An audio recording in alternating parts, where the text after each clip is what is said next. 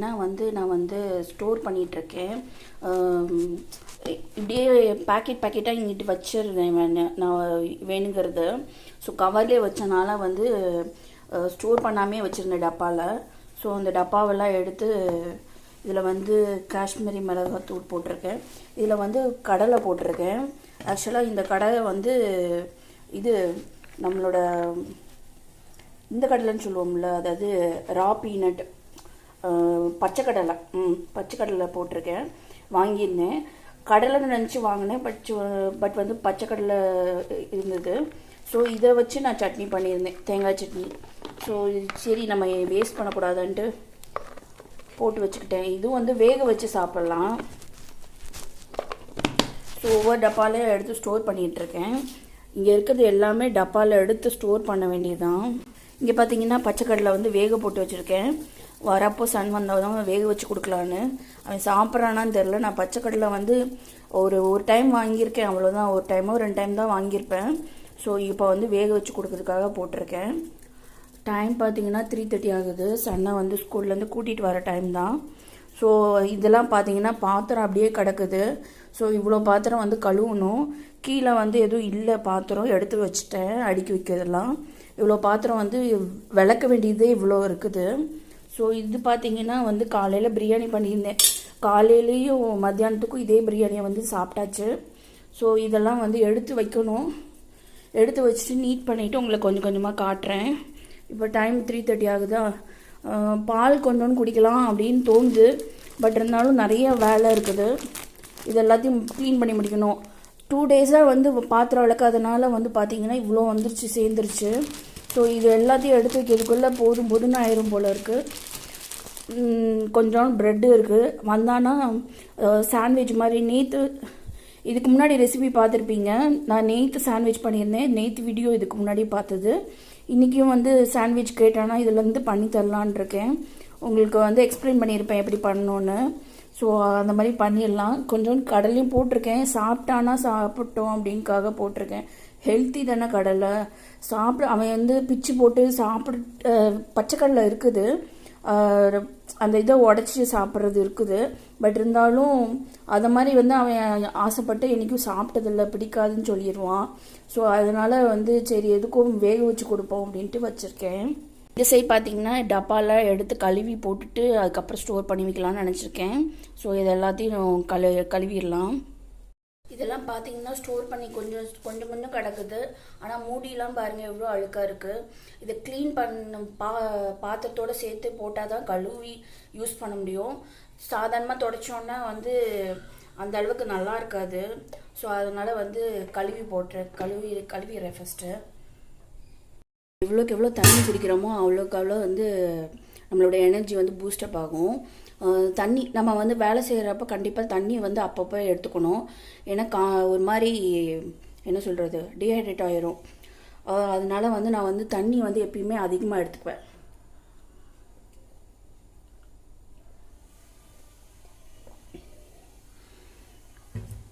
So அது மட்டும் இல்லை, எனக்கு தண்ணி இல்லாமல் இருக்கவே முடியாது. சில டைம்லாம் வெளியிலலாம் போயிட்டா ஜூஸ் குடிக்கணும் போல இருக்கும். அது குடிச்சோன்னு தான் கொஞ்சம் எனர்ஜி கிடச்ச மாதிரி அந்த மாதிரிலாம் ஃபீல் பண்ணுவேன்.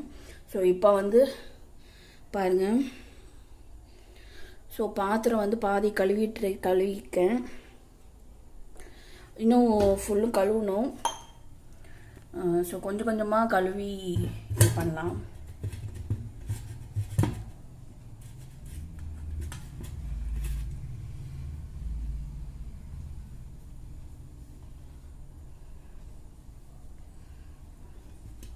டைம் பார்த்தீங்கன்னா 8:05 ஆகுது.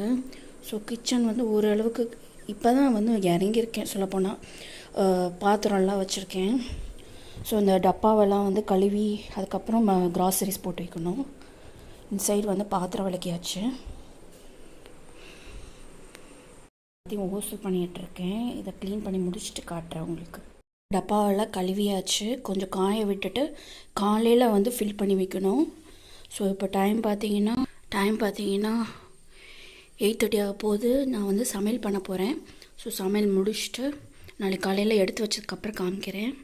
இப்போ டைம் பார்த்தீங்கன்னா 12:05 ஆகுது. நான் கொஞ்சோண்டு வந்து பால் வச்சுருக்கேன் அடுப்பில். கொஞ்சோண்டு தான் இருக்குது. இனிமேல் தான் பால் வரும். அதுக்குள்ளே காலியாகிடுச்சு. சண்டே அப்போ எப்பயுமே எங்கள் வீட்டில் வந்து டீ வந்து வீட்டுக்காரங்களுக்கு வந்து போட்டு தருவேன். ஒரு 2 டைமாவது 2-3 டைமாவது போட்டுருவேன். ஸோ அதனால பால் கொஞ்சோண்டு இருக்குது. ஸோ இந்த பாலை ஊற்றி நான் இப்போ குடிக்க போகிறேன் காஃபி போட்டு. ஸோ இந்த சைடு வந்து அடுப்பு இது இனிமேல் தான் பண்ணோம். கொஞ்சம் பாத்திரம் இருக்குது. நேற்று நைட்டே கழுவி வச்சுட்டேன். இந்த சைடு ஃபுல்லும் பாத்திரம் வச்சுருந்தேன். பாத்திரம் இல்லை, இந்த மாதிரி டப்பா கண்டெய்னர்ஸ் வச்சுருந்தேன். ஸோ இந்த மாதிரி டப்பாலாம் வந்து கழுவி வச்சாச்சு. இப்போ வந்து கொஞ்சம் ரீஃபில் பண்ணி வச்சுருக்கேன். எல்லாத்தையுமே வந்து கழுவுனது. இந்த ஒரு 3 டப்பா மட்டும் நிறையா இருக்குது குவான்டிட்டி கடுகுலாம். அதனால் வந்து கழுவிக்காமல் இருக்கேன். இந்த 3 டப்பா மட்டும். மீதி எல்லா டப்பாவும் வந்து கழுவிட்டு நம்ம ஸ்டோர் பண்ண வேண்டியது எல்லாத்தையும் ஸ்டோர் பண்ணியாச்சு. ஸோ இவ்வளோ தான். இந்த சைடு ஆர்கனைஸ் பண்ணாவே வந்து நம்மளுக்கு வந்து ஃபுல்ஃபில்லிங்காக இருக்கும். ஸோ அதனால் இந்த சைடு வந்து கொஞ்சம் குப்பையாக இருந்தது இதெல்லாம், இந்த 2 ஷெல்ஃபும். ஸோ அதையும் கொஞ்சம் நீட் பண்ணி வச்சேன். சரி, நம்மளால் முடிஞ்சது இந்த பொங்கலுக்கு நம்ம க்ளீன் பண்ணுவோம் அப்படின்ட்டு பண்ணி வச்சுருந்தேன். பார்த்திங்கன்னா ஓரளவுக்கு என்னால் முடிஞ்ச அளவுக்கு நான் வந்து க்ளீன் பண்ணிட்டேன். ஸோ இந்த சைடு பார்த்திங்கன்னா இந்த சைடு வந்து வடிஞ்சிருந்ததில்ல, அது லைட்டாக இருக்குது. இன்னும் ஒரு டைம் வந்து ஸ்க்ரப் பண்ணால் வந்துடும். இப்போ அந்தளவுக்கு இல்லை அந்த வடிஞ்சதெல்லாம். ஸோ நீட்டாக பண்ணியாச்சு. இப்போ நான் வந்து காஃபி போட்டு குடிக்க போகிறேன். டீ குடிச்சிட்டேன் காலையிலேயே. ஸோ அதனால் இப்போ கொஞ்சம் காஃபி போட்டு குடிக்க போகிறேன். அப்புறம் பார்த்திங்கன்னா ட்ரெஸ் எல்லாம் வாஷிங் மிஷினில் போட்டு அலசி எடுத்தாச்சு. ஹஸ்பண்ட் போட்டு இது பண்ணாங்க. ஸோ வெளியில் காய போட்டிருக்காங்க. ஸோ வெளியிலே போட்டாச்சு. பிள்ளைங்க ட்ரெஸ் போட்டால் ஒன்றும் இல்லை, பெரியவங்க ட்ரெஸ் போட்டிருந்தா தான் வந்து என்னென்னு கேட்பாங்க. வெளியில் காய போடக்கூடாது அப்படிம்பாங்க. ஸோ துணி இதில் இருந்தது எல்லாத்தையும் பேஸ்கெட்டில் இருந்ததெல்லாம் அலசியாச்சு. கிளைமேட் பார்த்திங்கன்னா நல்லா வெயில் தான் அடிக்குது. அப்புறம் இன்றைக்கி பார்த்திங்கன்னா கீழே வந்து மாப் போட்டு கொடுத்தாங்க எனக்கு ஹஸ்பண்ட் தான். ஸோ கீழே வந்து நீட்டாக இருக்குது. எல்லா ரூமும் நீட் பண்ணியாச்சு. இப்போ வந்து ஒரே லைசால் வாசனையாக தான் இருக்குது ரூம் ஃபுல்லும். ஸோ சன் வந்து இந்த மயில் இறக கொண்டு வந்தார். ஸோ இங்கே வந்து நான் வந்து சாமி கும்பிட்றப்போ வந்து இங்கே வைப்பேன். அந்த சைடு முருகன் சாமி இருக்காரா, அதனால அந்த சைடுக்கு நேராக வந்து மயில் இறக வைப்பேன். ஸோ நல்லாயிருக்கும். சாமிக்கு பிடிச்ச மயில் வாகனம்ல, அதனால் வந்து அது வைப்பேன் முருகன் சாமிக்கு. ஸோ அது சேர்த்து வச்சது அங்கே இருக்குது. கொஞ்சோண்டு தான் சேர்த்து வைக்க முடிஞ்சது. இந்த சைடு பார்த்திங்கன்னா மயில் வந்து நிறையா வரும். ஸோ அதனால் வந்து மயிலர்கள்லாம் அப்பப்போ 1-2 கிடக்கும். நிறைய பேர் எடுத்துகிட்டு போயிடுவாங்க. மீதி இருக்கிறது நான் எடுத்துகிட்டு வருவேன் எப்போ டைம் கிடைக்குதோ. ஸோ அதனால் அப்புறம் பார்த்திங்கன்னா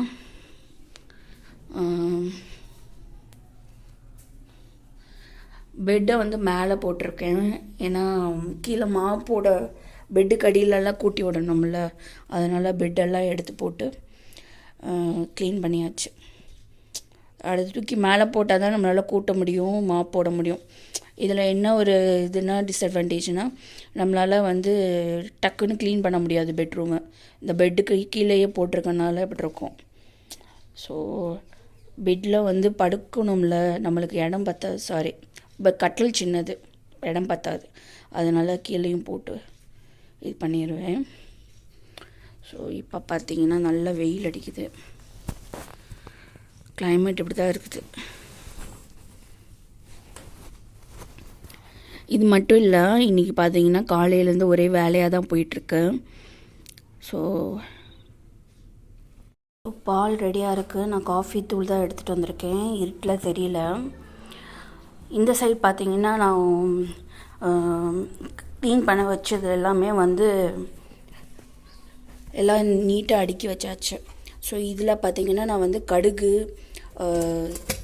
சீரகம் வெந்தயம் அதெல்லாம் வந்து போட்டு வைக்கல. அதுக்கு பதிலாக வந்து ஸ்பைசஸ் மட்டும் போட்டு வச்சுருக்கேன். ஏலக்காய், பட்டை, சோம்பு அதெல்லாம் போட்டு வச்சுருக்கேன்.